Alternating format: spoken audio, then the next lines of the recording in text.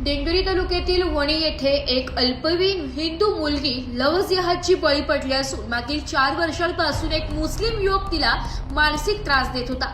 अखेर या कुटुंबाने वणी येथून नाशिकला स्थलांतर केले तरी सुद्धा या मुलाचा व त्यांच्या कुटुंबांचा मुलीचे आई वडील व भावाला त्रास सुरूच राहिलाय। माझ्याबरोबर लग्न कर नाहीतर तुझ्या आई वडिलांचा खून करू अशी धमकीच त्याने मुलीला दिली होती। मुलीने अखेर विष प्राशन करून आत्महत्या करण्याचा प्रयत्न केला, पण ती वाचली। सदर मुलगी हुशार असूनही केवळ भीतीपोटी मुलीच्या आई वडिलांनी तिला 12वी परीक्षेत बसू दिले नाही व घरातच ठेवले। त्या मुस्लिम कुटुंबांचा अवैध दारू व गुटखाचा मोठा धंदा असून केवळ भीतीपोटी स्थानिक कोणी पुढे येत नाही। भाजप नाशिक महानगर जिल्हा अध्यक्ष सुनील केदार यांच्याकडे जेव्हा या मुलीच्या आई वडिलांनी तक्रार केली तेव्हा चक्र फिरले व गुन्हा दाखल झालाय। या प्रकरणात वणी पोलीस स्टेशनचे काही कर्मचारी सहभागी असून गुन्हा दाखल होण्यापूर्वीच पोलिसांनी त्या गुन्हेगाराला सावध केले व त्याला परराज्यात फरार केल्याचा आरोप भाजप नाशिक महानगर जिल्हा अध्यक्ष सुनील केदार यांनी केलाय। पोलीस ठाण्यात गोपनीय माहिती व पत्र आरोपीच्या मोबाईलवर कोणी पाठवली व आरोपीने ही माहिती त्याच्या वडिलांना कशी मिळाली याचीही सखोल चौकशी करण्यात यावी। सदर पोलिसाला त्वरित निलंबित करावे व त्याचीही सखोल चौकशी करावी असे केदार यांनी म्हटले। वणी परिसरात पोलिसांच्या मूक संमतीने अवैध धंद्यांना ऊत आला असून जे पोलीस यात सहभागी आहेत त्यांचीही सखोल चौकशी करावी असे त्यांनी म्हटले। तुम्ही आता त्याच्यात सहभागी काय नेमकं आहे, मागणी काय? वणी येथे एक हिंदू कुटुंब राहत होतं गेल्या अनेक वर्षापासून। त्या ठिकाणी एक मुस्लिम युवक गेले 4 वर्षापासून एका हिंदू मुलीला ब्लॅकमेल करत होता आणि तू जर माझ्याबरोबर लग्न नाही केलं, माझ्याबरोबर अफेअर नाही केलं, माझ्याबरोबर मैत्री नाही केली तर तुझ्या आईवडिलांचा मी खून करील अशा पद्धतीने तिला त्रास देत होता। 1-2 वेळा पोलीस स्टेशनला त्या तक्रारी दिल्या होत्या, परंतु पोलिसांनी काही दाद दिली नाही।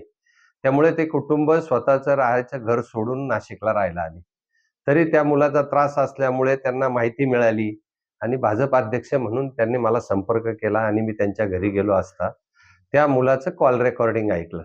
त्याच्यात त्यांनी असं म्हटलेलं आहे की जर तू माझ्याशी लग्न नाही केलं तर मी तुझ्या आईवडिलांचा खून करेल। त्यामुळे भीतीपोटी 12वी सायन्सची परीक्षेला सुद्धा त्या मुलीला तिच्या आईवडिलांनी पाठवलं नाही।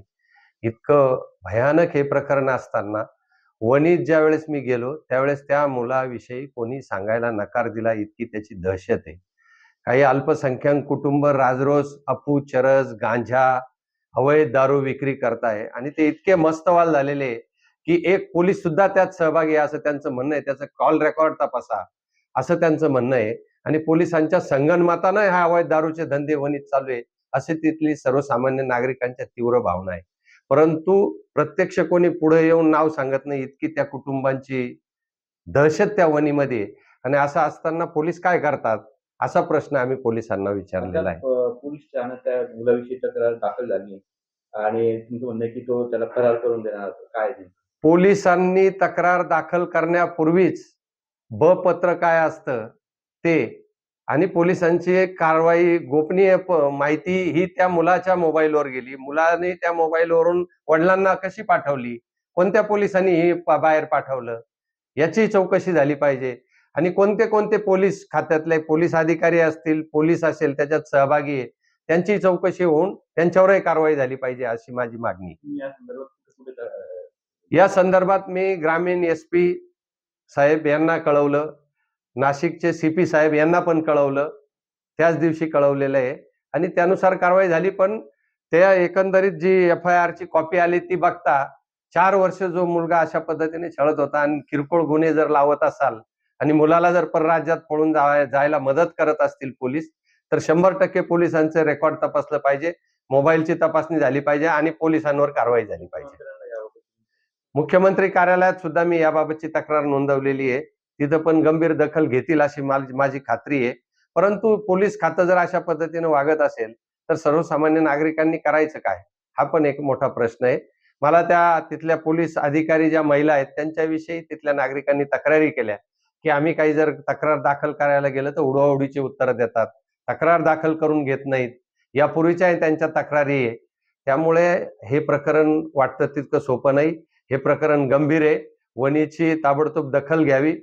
पोलीस ग्रामीण पोलीस आधी SP ग्रामीण पोलीस SP आणि आता ती नाशिकमध्ये राहायला आली ती एक कुटुंब इतकं घाबरलेलं आहे का जबाब द्यायला वणीला बोलवलं. त्यांनी सांगितलं आम्हाला जबाब वणीला येऊ शकणार नाही, इतकं दहशतीत ते कुटुंब आहे. त्यामुळे मी शहराचे पोलीस आयुक्त कर्णिक साहेबांना पण ते ब्युरो रिपोर्ट नाशिक लोकशाही न्यूज नाशिक.